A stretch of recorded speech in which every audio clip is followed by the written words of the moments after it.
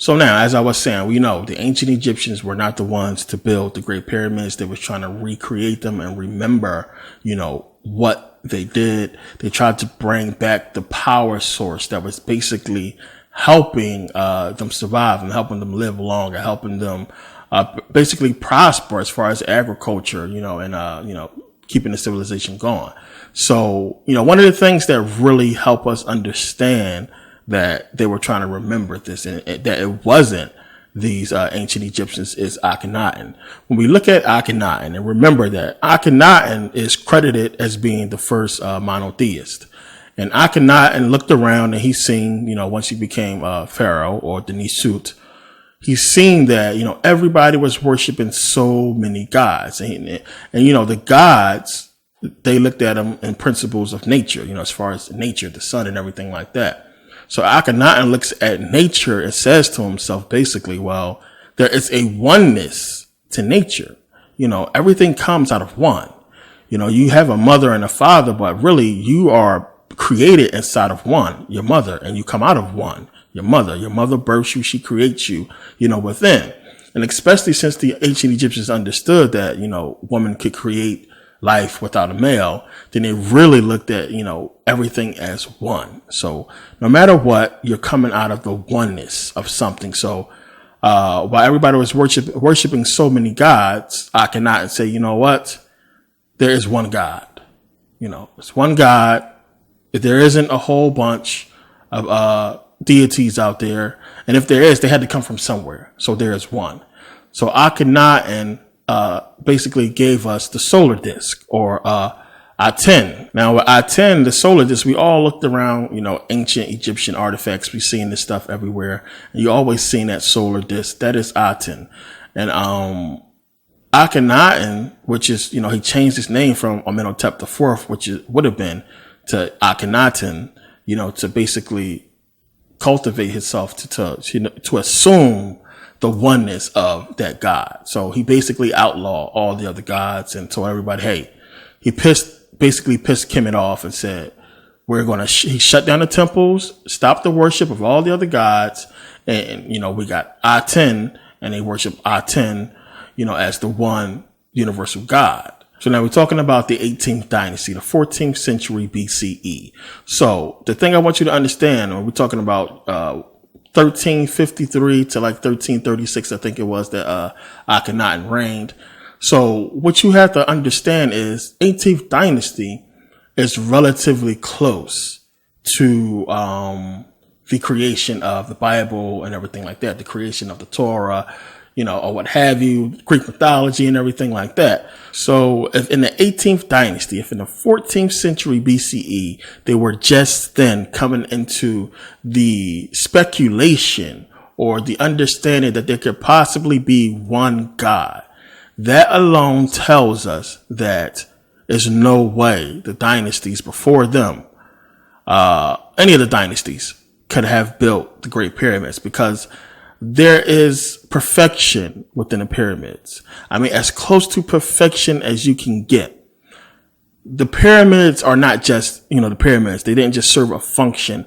I mean, they put in it everything. I mean, I can go on for days of what they did, what they put into it. So basically all of the knowledge that the ancient Egyptians wrote about, that they're talking about, and that we think is possible, the ancient Egyptians, the ones before the dynasties who actually built the pyramids, actually built proof that this knowledge exists when he built the Great Pyramid. Now, we know when Akhenaten died, when Tutankhamun took over, King Tut, his son, when he took over the throne, they basically coerced him to basically reopen the temples, to bring back the worship of all the gods. And, this pleased Kemet. It pleased a lot of people to bring back this worship.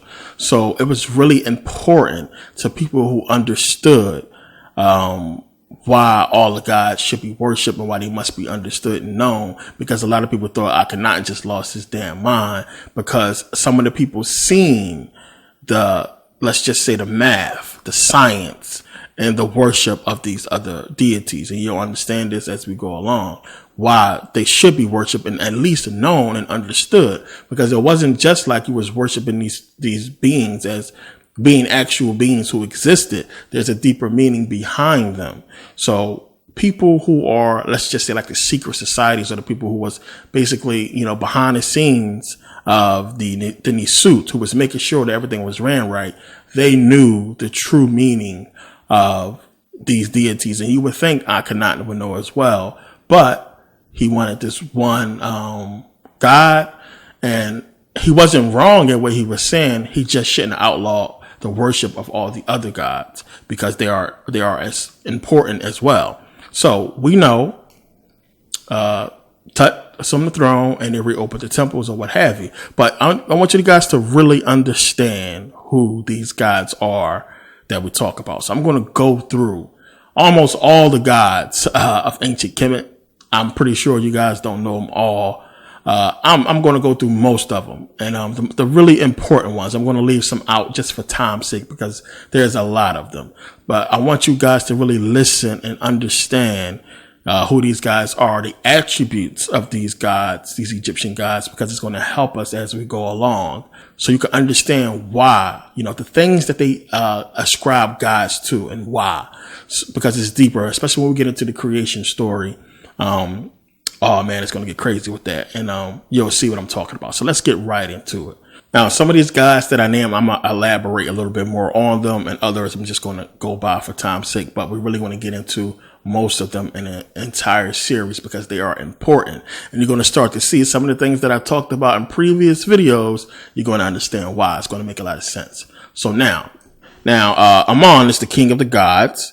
He's the god of wind. Usually you see him with the ram's head, or the head of a man. And we know Amon combined with Ra gives us Amun-Ra. Next, we have Anubis, who is the god of the dead, the god of embalming, funerals, mourning ceremonies. He has the jackal head. We all know this. A lot of people don't know that Anubis is also the son of Osiris and Nephthys. He is the brother of Horus. We have Aten, who is the sun disk I just talked about. He is an aspect of the god Ra. Next, we have Bes, goddess god Bes. Bes is the dwarf god. He protects babies and pregnant women, and protects from scorpions and snake bites. Then we have Geb. Geb is the god of earth, or earth itself, as some people may say. Husband to Nut, father of Set, Osiris, Memphis, and Isis.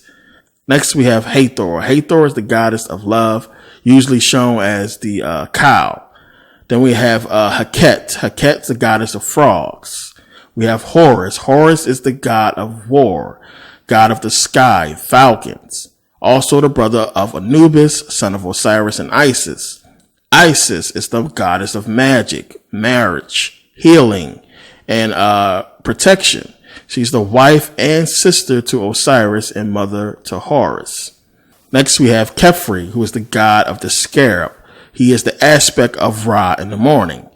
Next, we have Khnum. Khnum is the ram-headed god. He is the aspect of Ra in the evening. Then we have Khonsu. Khonsu is the god of the moon. Next, we have Kuk, who is the personification of darkness. Ma'at, who is the goddess of justice, truth, and order, daughter of Ra. Next is Nekhbet. Nekhbet is the vulture goddess, sister of Wajet.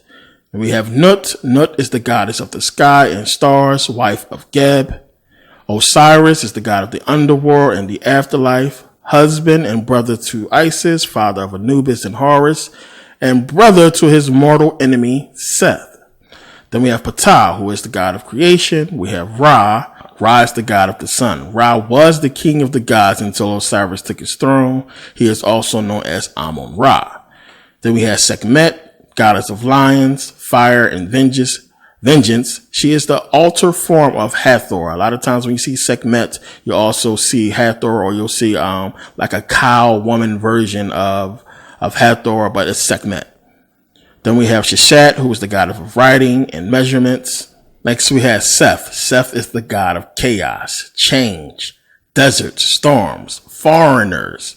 It's weird that they would give a negative god to foreigners. This lets you know how they truly felt about foreigners. Set is the brother of Osiris, husband to Nephthys. Remember, Nephthys and Osiris had Anubis. So a lot of people, depending on, it's another thing you got to understand, depending on what part of Egypt or Kemet that you are in, there are different stories about these mythological gods, different stories. We're going to get into that a little bit here. You got to understand, if you go to Memphis, you have the Memphite text, or the whole Shabaka stone we're going to get into. You got to understand, it's different stories depending on where you at in Kemet, or depending on who you talk to, or what have you. We're going to get into that a little bit.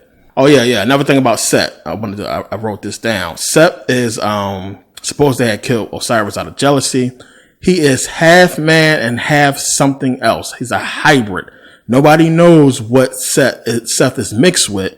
And a lot of people who look at the depictions, they don't have a clue what it's mixed with. So that's one of those things that's out there. I wanted you guys to understand that. Some people will tell you straight up, Seth is mixed with like a dragon, or mixed with something like that. Because of the depiction of Set being basically Satan, a lot of people will just say, well, he's probably mixed with a dragon, or what have you, because they usually depict them as like a man with wings, or what have you, when you see drawings. But when you look at the ancient Egyptian depictions of Seth, they can't tell you exactly what he's mixed with, except for the fact that he's mixed. So next we have Shu. Shu is the god of the wind and air. Shu is the father to Jeb and Nut, of course. Great-grandfather to Horus and Anubis. Sobek is god of crocodiles and alligators. Rose, Ra, Sumbo through the Duat. You're going to understand why these guys, when you look at a lot of the hieroglyphics, why they're always on these boats. You're going to understand in this video what that's about. But Tefnut is the lion goddess of water and fertility. It's the consort of Shu, mother to Jeb and Nut. Thoth, or Tahuti, is the scribe of God, god of wisdom, aka Jehudi. Wajet, goddess of protection, sister to Nekbet. And I'm going to stop at W right there. I'm just going to leave it at that. There are a few more gods, that I didn't touch on. A handful of them, as a matter of fact. That's not really, really super important right now. But you'll run into them. We're going to run into them, and I'll explain them then when we get into, everything else. But these are the main gods you really have to understand, especially when we get into the creation story, which we're about to get into now. You realize why these gods were the main gods as far as creation, and what their properties basically was. So now when we look at all these Neterus, all these gods, you have to understand it was created to teach about an aspect of nature, creation, a part of reality that exists. This is why they created all of this mythology. All of these teachings was to teach about aspects of nature and reality that, people needed to know. The key to all of it is knowing where it all fits, knowing what it all means. And that's basically what it's all about. Knowing what was the parable behind these guys. Why was they created? Why are these aspects important, and where do they fit? That is the key to all this. So in order for you to really understand, why all these guys was created, you need to really know the ancient Egyptian creation story. You need to understand who these guys are. You need to understand the principles. Ma'at. What was this stuff centered around? What was it based off? What did they find that was important about the earth and their society? All of this stuff fits when you start looking at everything. It's so that when you look at certain stuff in ancient Kemet, when you start looking at some hieroglyphics, it's like, huh? It's like, what does it mean? I mean, it might as well be speaking, baby talk to you. It's like, what is it talking about? So when you look at a lot of these depictions, once you understand what things represent, the hieroglyphics start to reveal themselves to you clearly. And I think you're going to get a very good understanding about time this video is done. When you look at certain hieroglyphics, you're going to understand what it means. You're going to be able to start to begin to understand how to read this stuff. So now let's get into the Egyptian creation story. It's going to sound a little bit weird. And there are different versions to it, where some things are just added and taken away. We're going to actually get into another version of it in this video, because there's some things about it you need to understand. But when you get into the ancient Egyptian creation story, you basically have, nothing but darkness. There was chaos and darkness. And then out of the chaos and darkness, which the Egyptians called the waters of noon, out of the waters of noon came Atom or Adam or Atom. This is where they got it from. The atom and Adam in the Bible, it all comes from the waters of noon, where Atom comes out of the waters of noon. So you have Atom coming out of the waters of noon, and Atom, being alone, decided to do something about it. And Atom created Shu, who is the god of the air, and Tefnut, who is the goddess of moisture and of mist. So Atom tasked, and I shouldn't say he, Atom is formless, has no male form or female form, just Atom. So Atom tasked Shu and Tefnut with the job of basically taking the chaos of the waters of noon and basically doing something with it, making it more stable. So they basically had a job to stabilize what we would consider the cosmos or the universe. And we're talking about something that's so big that it's almost an impossible job. So Shu and Tefnut, they took part of this darkness, this chaos. They created light and darkness. They separated some of the chaos, some of the waters of noon, into light and darkness. So they then put in place Ma'at. Ma'at was there to basically govern, to be the principle of light and darkness. So then they created, Shu and Tefnut created Geb, which is the earth, and Nut, which is the sky. Now, when it was first created, they was together, but because the principles of Ma'at needed them to be separate to function correctly, Shu basically came in between them and separated them. Now, when you look at this hieroglyphic, a lot of you have seen this. It's like a female who was like arched over, a bunch of stuff. It's always a lot of different things that's under Nut or Nut. And, this is the sky. That's a representation of the sky. So when you see this depiction, now you understand, okay, this female who is arched over all this stuff is the sky. That is Nut or Nut. And under it, you see Geb or Jeb, however you want to pronounce it, which is basically earth, and it's stuff in the middle. So, Shu came in between them to separate them. And, Nut basically allows the sun, to rise and set, and allows for the rain to occur and everything like that, so that things can grow on the earth or on Geb. So after this stuff is done, and that's the creation of the sky and earth, then you had Shu and Tefnut create Isis, Osiris, Hathor, Seth, Thoth, and Nephthys. So now understand, there was still much of this chaos and darkness, this waters of noon, that was, undeveloped, untouched. So when Shu and Tefnut went out to basically start developing it, they got lost. And Atom, sent his eye out. Now, one of the things I'll get into in a little bit later, you had Atom, who had this eye that can travel the cosmos. It can travel through the waters of noon. We're going to talk about this in a little bit. And they came back. Shu and Tefnut came back with the eye of Atom, and he was so happy. Atom was so happy that he basically wept, and the tears that fell to Jeb basically created us, the human race. Now, of course, this is a mythological creation story, but there's so much more to it when you understand the principles of what these things represent, which is we're going to be getting into this some in this video and in videos to come. But this is important because they made a story so basic that is so highly complicated, so that when you understand what it's talking about, it's like, wow. I mean, how do you make the most complicated story that you understand, able to translate to anybody who reads it? Let's put it that way. So when you understand the story in this capacity, it lets you understand what they're talking about a little bit more, especially when you know that, Atom is Adam, and everything in the universe is created, made of atoms.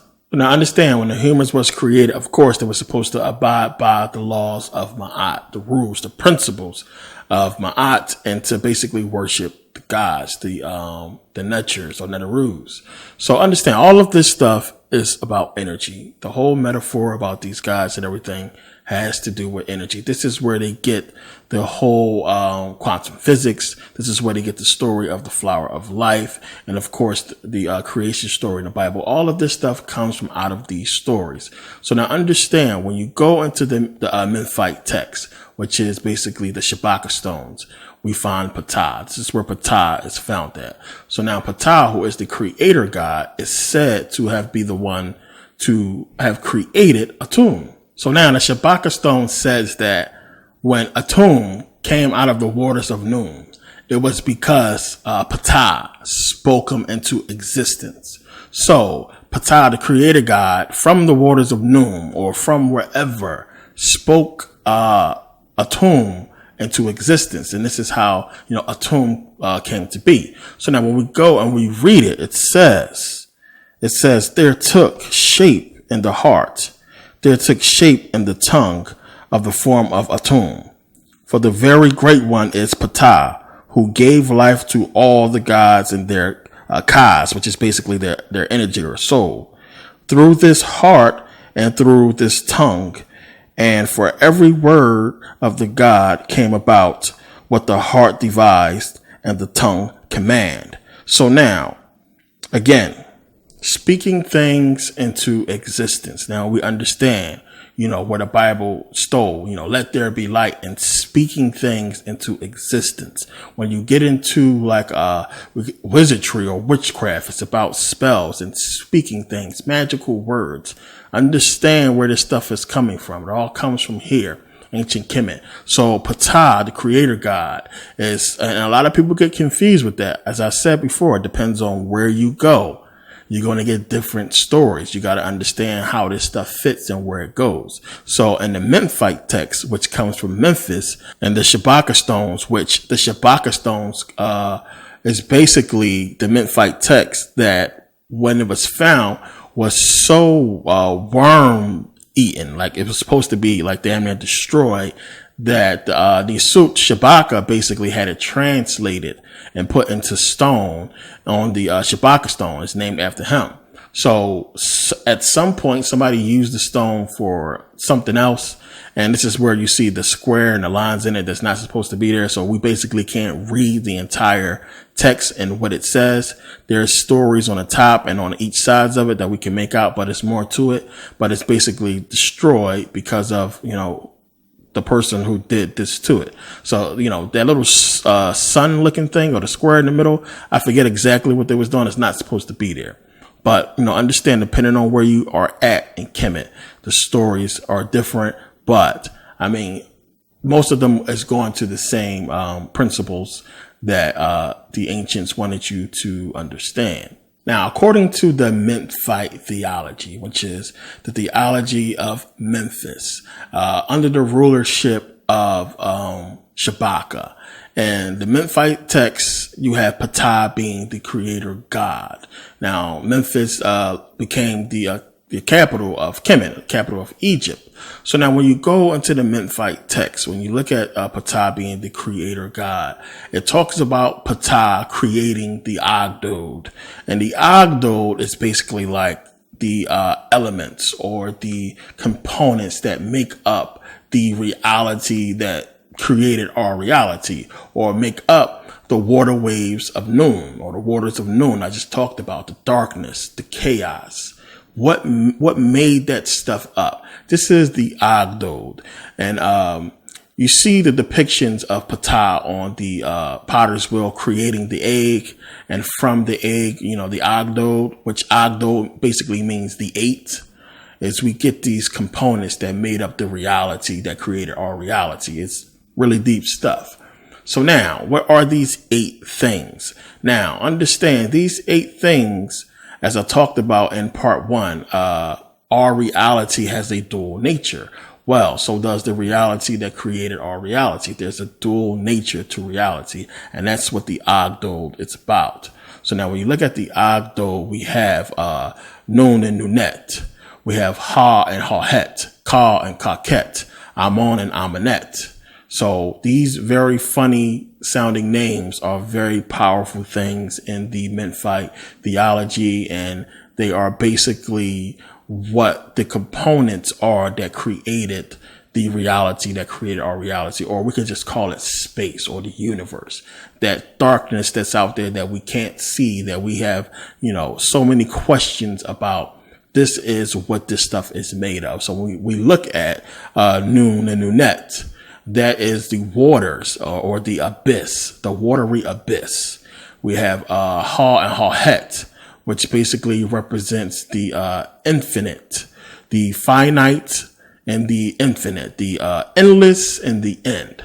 We have Ka and Kaket, which basically represents the light and darkness. So Ka and Kaket represents the light and the darkness. Then we have Amon and Amonet, which basically represents the seen and the unseen. So when you think about the universe out there, when we think about space and what that stuff, really represents. I mean, when you think about the light and darkness, in space, we have darkness and we have stars. We have little peaks of light. So also space is supposed to be infinite, but we know it's only a certain point that we can go to. So it's not infinite to us, in this material form, but it's infinite in reality. And then, of course, we have the seen and unseen. Now, some things that we cannot see with human eyes, but they are there. They exist. And then the whole abyss or the chaos is, the chaos that is space. The waters, I'm going to explain later what the water waves of Nun represent. I'm going to get into that later. But when you look at these components, I mean, they basically make up what we consider space. The reality that created our reality. This is how they looked at it, the ancient Egyptians. So we have Nun and Nunet, Ha and Hahet, Ka and Kaket, Amon and Amonet. I could be pronouncing them wrong. I could be pronouncing them right, but this is basically what they are and the principles that they represent. Water, chaos, endlessness, infinite and the finite, light and darkness, and of course the seen and unseen. So these are very important principles that were created according to the Memphite theology by Ptah, who basically is the one, you might as well say. This is why they stole them and made an Oscar out of them, because it's very important. We talk about a very powerful principle here. Ptah, the creator God, and it's messed up. We only got that one little teeny statue of Ptah. You would think, it would be so much more of him, but this is like really deep knowledge. And a lot of people don't know if this knowledge was only taught in like the mystery schools about who these beings are, or if, everybody was taught to them, was taught about this stuff. But the principles, when you get into the deepness of this stuff and how deep it goes, you'll understand why it would have been probably hard for some people to understand. And, they probably made it, way more easier for people who were in the advanced schools or who were becoming like the priest and everything like that. And we don't know exactly how they was taught and what information that they received. But when you get into this stuff, when you get into the Memphite theology, when you start getting into stuff that is this deep, I mean, people, it don't really get too much deeper than the reality that created our reality.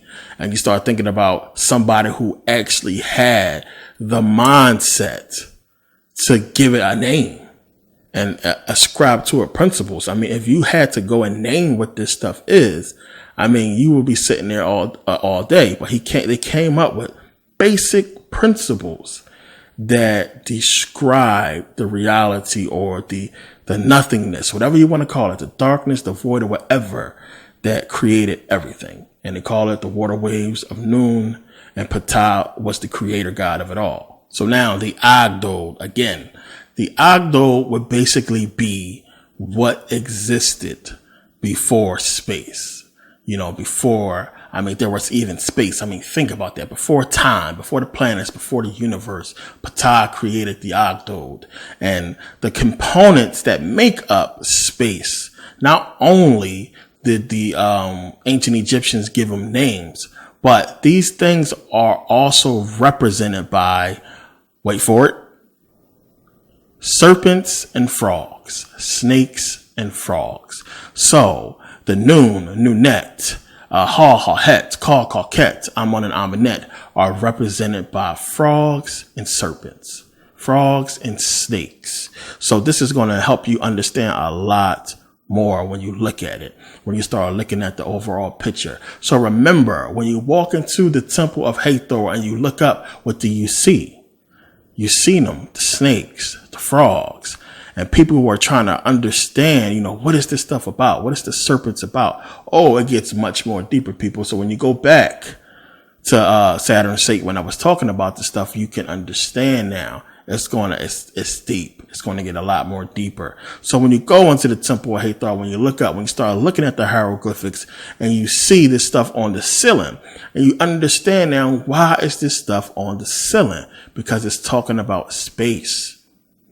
Look at the waves at the bottom right there. Now you understand the waves. Now you understand when you look on the ceiling, you see these waves. You see people on boats. See, if you don't have this knowledge, then you can look at this stuff and you won't know what the hell it's talking about. Why the hell are they putting people in boats, in the sky, on the ceiling? What are snakes and frogs doing here? Now you understand what they represent. You see the stars while they're on the boat. You can look at these depictions and you can understand how the Europeans got them completely wrong. It took black people, it took Africans to come and take another look at this stuff and to really understand what this stuff is saying and what it's representing. When you look up and you see these serpents and frogs, it starts to make sense. You see them on the boats. You see the water waves of Nun, and it starts to be clear that you're looking into space. So now again, let's go back. Let's go back to, as a matter of fact, part 4, Saturn, Satan, and God. Let's read Genesis 1:7. It says, and God made the firmament and divided the waters which were under the firmament, which will be the oceans, earth's oceans, from the waters which were above the firmament. I'm going to read it again. Genesis 1:7. It says, and God made the firmament and divided the waters which were under the firmament, that's the oceans, from the waters which was above the firmament. We know now where they plagiarized the stuff from. So again, remember I was talking about in the video, I said, well, that don't make sense. Why would there be water in the sky? Now you understand, people. Now you understand why the Bible, when you read in that verse, and you look at the depictions of the firmament that these fools drew, and they put water in the sky. Now you know they're talking about the water waves of Nun and where they stole that shit from. Understand now. So now you can go up and see these Christians. You can walk into any church and you can show them that thousands of years before they created this bull, where they stole it from, what they really talking about. It's talking about the water waves of Nun. Understand that now. So it's so crazy how you got people all over YouTube, which is why I tell people, don't get so caught up in a lot of these videos. I mean, you got people who make serious videos talking about the firmament or God's firmament. And, we're under the firmament. Serious videos talking about flat earth. All these fool flat earthers making these videos talking about the firmament and how we trapped in this bubble and all this and that. Not understanding what the hell they're talking about because they have no knowledge. They're making videos repeating other people's shit.